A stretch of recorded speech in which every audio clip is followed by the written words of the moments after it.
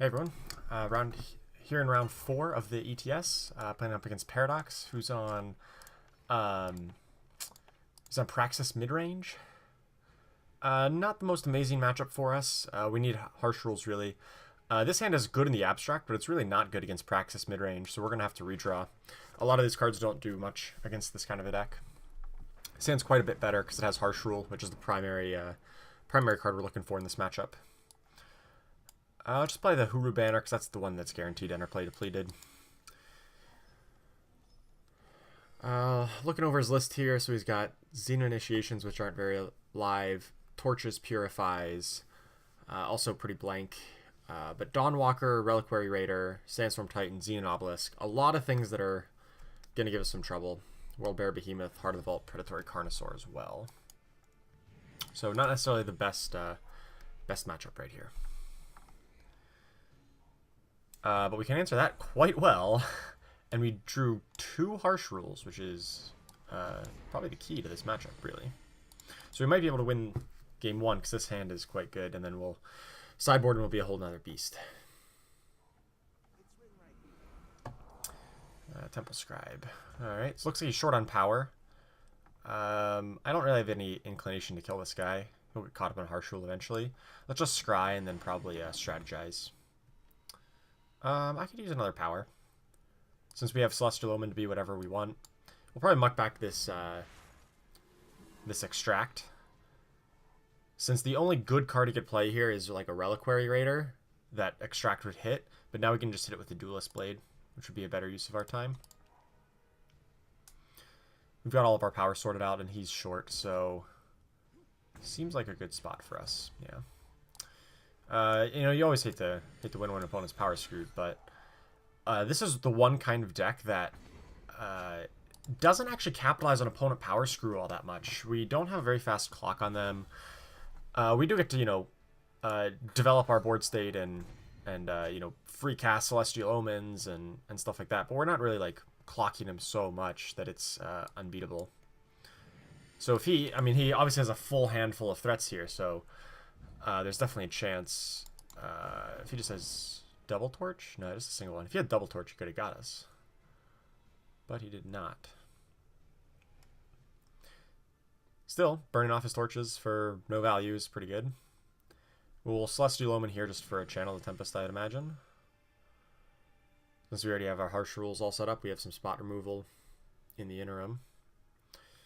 This is probably a matchup where we're going to bring in Omen of Austerity, or Vision of Austerity, in order to get rid of his Xenon Obelisks, because those cards are kind of annoying. They put a lot of his guys just out of range of us, or out of range of our burn. I'll take the Omen though. Just pick up a Channel Tempest, I suppose. We don't have the power to cast it yet, but we'll find it.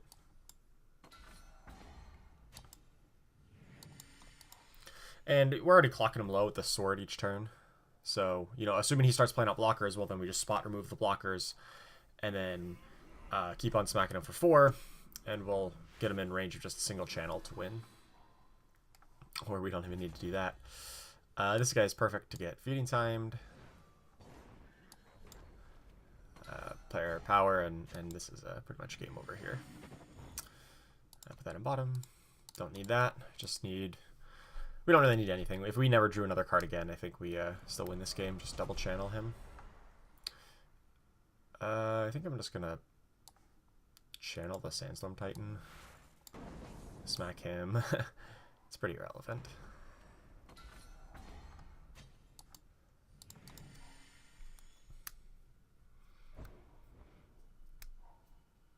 Seek Power, he probably plays another Titan. At this point, we can just channel him and win, because we'll have 7, and this will go up to 10. And that's 10. Alright, so nice. Win game 1. So let's move on to our sideboard. Hopefully we can repeat this kind of same process. Let's clone our one to sideboard and run number 3. Alright, so what cards? He's going to be bringing in slows. Maybe Shatterglass Mages. I don't think we really care about Sabotage. Lightning Storm's also not good. Devastating Setback's not good either. We have a lot of not great cards in this matchup. Azendel's Gift also probably not good. He's just going to be playing cards as soon as he can. And probably some number of Duelist Blades can come out as well. Actually,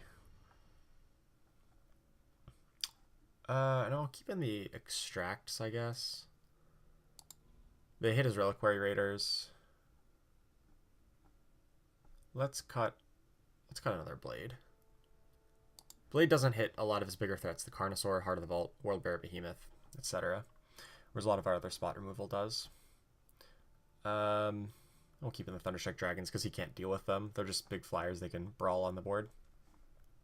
Seems fine. I wish I had a bit more spot removal. Like, I wish I had 2 more Death Strikes in the board.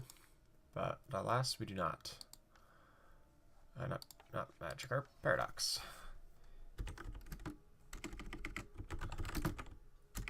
Ready when you are.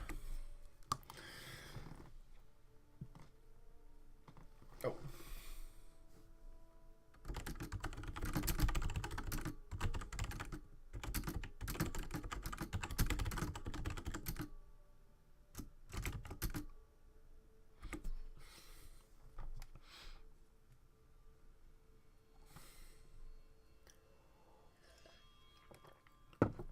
Always got to be sportsmanlike. Always say good luck, have fun. Yeah, I forgot about it, missed it, and we got him now. All right, so we're up on 3 here, and let's see if we can do that same kind of formula as last game. I lost the die roll. That's fine. We've got some not very great cards in this hand, so we can redraw. This hand is quite a bit better. It cannot cast Frogs on turn 4 just yet, but it's got all of our color all sorted out, and it's got enough power that we can go, strategize on 3 into Frogs on 4, or if we need to, maybe we can extract on 3. We'll still need to find an untapped power. Ooh, but he's gonna go quick. Quick with that one. I'd love a Shadow Sigil, because that means I can have 2 turns of untapped power. Unfortunately, he's going to get the mana ramp off. He'll cast a 4-drop before we can really do much about it. But he does not get to cast a 3-drop before we can do anything about it. So, not the worst. I think I'd like to just play a tap land. Not strategize yet, because this hand's quite good. There's nothing I want to throw back with the strategize yet. And then, so we'll just have the ability to extract whatever his 3-drop is, if he plays like a Reliquary Raider or something. And then have feeding time for next turn. That's another power. We basically already have 5 power. This will be a 6th. We do want the 6th eventually. I'll keep it on top, but we are definitely running the risk of getting a little flooded here, because we don't have too terribly much action. We're really relying on the strategize to get us out of a flood. Luckily, he had a depleted land, which means he can't play a Titan here, which kind of stink. Like, if he's only limited to a Raider or something, then I think we're okay.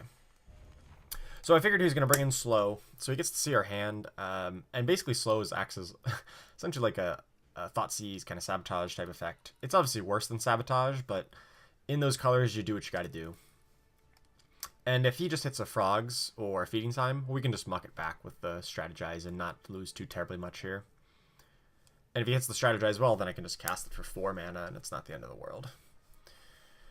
So holding the strategize is actually a really good play against slow in particular. I mean, we know that we saw his sideboard has slow in it. You can check out the deck list. I have a link in the description here. But part of my logic there was you want to play the tap lands, but also holding strategize against the slow. He's understandably tanking a long time on this. He's going to take the feeding time. So he clearly has like a Titan or something. That being said, I think we just want to... Well, I think I might just want to hit this guy. I think if he had an untapped power, he would have cast it last turn and then just cast the Titan. So I don't think he actually has another untapped power. So let's just hit him with the extract. Just play Seat of Order and just extract this guy. It's basically like just destroying a land. That's a little bit too much power. Now we can start bottoming power. We have all of our color requirements all sorted out, so we're fine. He plays a Xenon Obelisk, which we actually have a way to beat in our deck. And since he didn't play a unit and we stopped him off on 5, now we can get to play frogs and hopefully hit whatever guy he's got. His only Heart of the Vaults. So he's got Heart. He's got 2 torches. I don't care. Just does 6 damage to us. So we'll take Heart of the Vault. So you know he has a frog, which is going to be a 3/3 frog, or a 2/2 frog rather. Did he really draw a second one right off the top? Oh, it was warp, so he knew it was coming off the top. Oh god. Oh wait, did he just double? Oh, he doubled them. Oh geez, okay.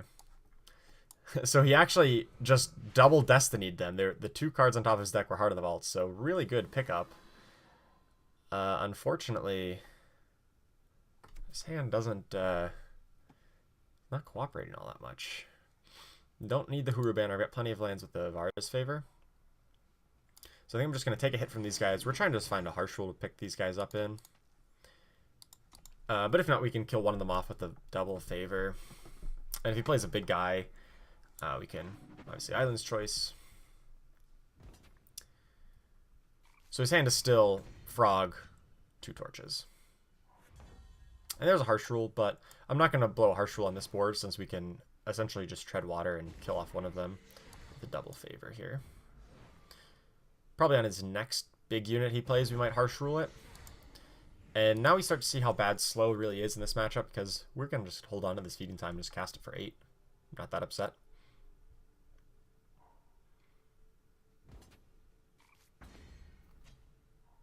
Worldbearer Behemoth.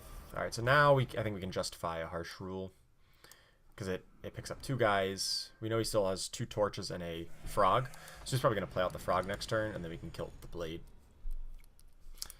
Then he can like double torch to kill off the blade, but then he has no cards in hand. We're still at our 22 life. Still in pretty good shape. Playing both a frog and the initiate makes it a little annoying, because now he doesn't need double torch to kill the blade. Oh, but there we go.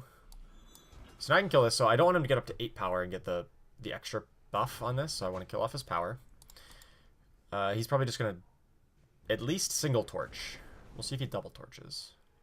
He does, which was not necessarily important because he had this frog to smack it. That's a touch annoying, but I think I can just feeding time it. I don't want to run my Sky King into it. We'll just feeding time that guy.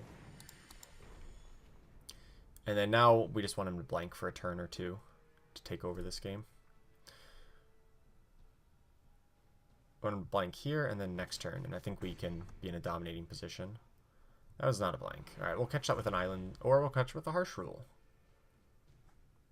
Much better use, I think. So, just 1 turn blank, and even if not, we can still Sky King. Sure. Or I can hold up in choice.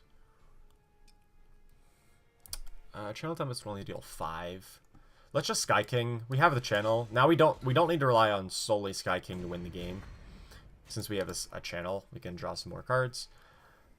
And now he finally blanked, and now we're just going to run away with this game.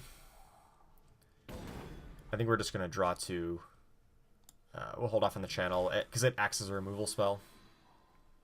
Oh god, alright, that was perfect. Really counted as 3 cards, but now he's just going to die to this clock pretty quickly. Yeah, another obelisk, not what the doctor ordered. And I think... yeah, he's at 4, okay. So Channel Tempest wraps this one up. Alright, so we are now 4-0 in the ETS. The only game we've lost has been whenever we misclicked our devastating setback in one game. Other than that, we've been on a complete tear. So 4-0, feeling good.